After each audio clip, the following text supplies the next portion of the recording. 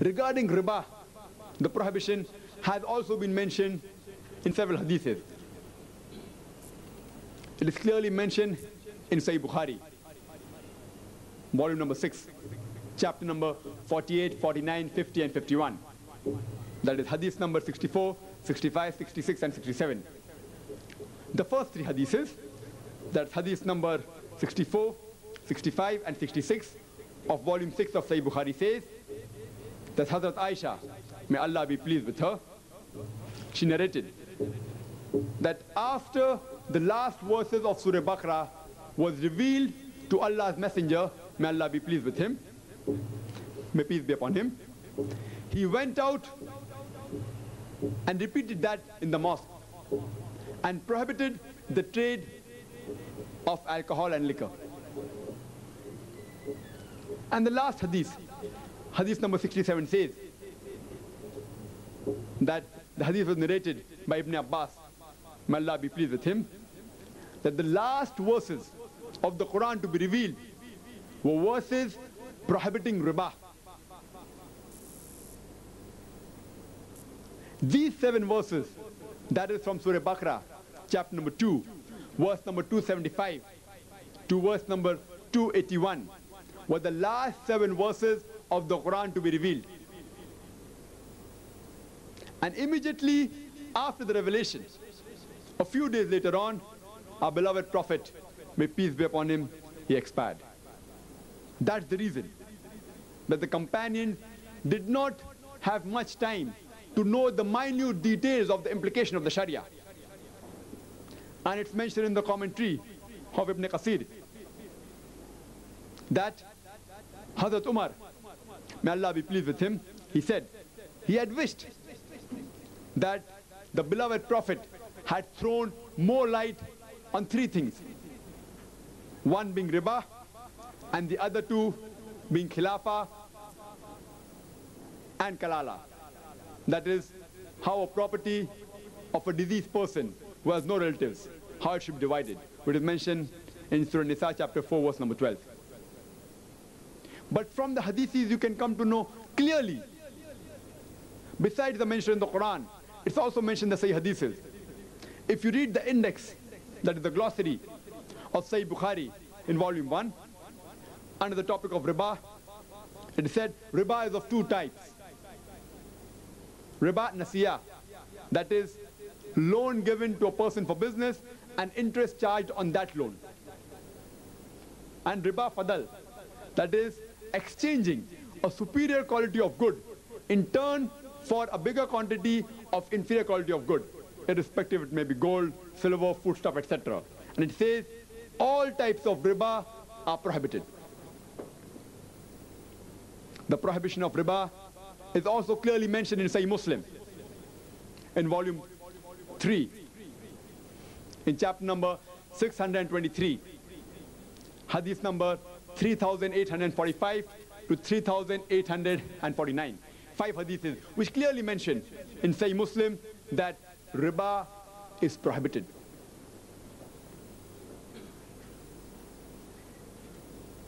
Let us analyze what are the objectives of the Islamic economic order. Why does Quran promulgate an interest-free economy? There are basically 4 objectives for an interest-free economy promulgated by the Quran. The first is the economic well-being within the framework of the moral norms of Islam. The second is universal brotherhood and justice. The third is equitable distribution of wealth. And the fourth is individual freedom within the context of social welfare. Let's analyze the first objective, that is economic well-being within the framework of the moral norms of Islam. The Quran mentions in Surah Baqarah, chapter number 2, verse number 68, that eat and drink of the sustenance provided by Allah subhanahu wa ta'ala, and create no mischief or evil on the face of the earth. A similar thing is repeated in Surah Baqarah, chapter number 2, verse number 160, which says that eat of the produces of the earth and follow not the footsteps of the evil one, for he is to you an avowed enemy. It further mentions Surah Jummah, chapter number 62, verse number 10, that after the prayer is finished, disperse ye in the land to seek the bounties of Allah subhanahu wa ta'ala. From these verses you can realize that the Quran encourages the people to enjoy the bounties of Allah subhanahu wa ta'ala, to enjoy the good things which Allah has provided for you. It is mentioned in the Hadith narrated on the authority of Al-Bayhaqi that the person who seeks the world lawfully to cater to the need of his family, to avoid begging, and to be kind to his neighbor, will meet Allah with a shining face like the full moon. Begging has been discouraged in Islam. It's also mentioned in Sahih Bukhari, chapter number 2, volume number 2, page number 133, that the hand that is above is better than the hand that is below. It's also mentioned in the Hadith of Ibn Majah, volume 2, page number 723. It says that the best income a person can earn is through his labor. So Islam encourages the person to enjoy the bounties of Allah subhanahu wa ta'ala and to work for his living and to refrain from begging.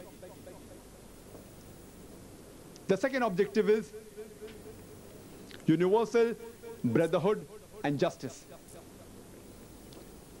The best verse that I can quote to you from the Quran regarding universal brotherhood is from Surah Al-Hujurat, chapter number 49, verse number 13, which says that, O humankind, we have created you from a single pair of a male and female, and have divided you into nations and tribes, so that you shall recognize each other, not that you shall despise each other.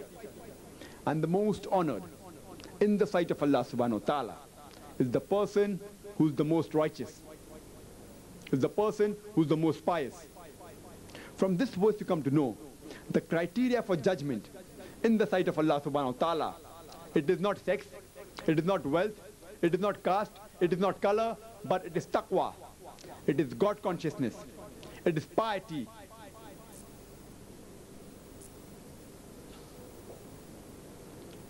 Further, we also come to know that during the speech of the farewell pilgrimage of Hajjatul Wida, our beloved Prophet Muhammad, may peace be upon him, he said that no Arab is superior to a non-Arab. Neither a white is superior to a black, except in righteousness, except in piety, except in God consciousness.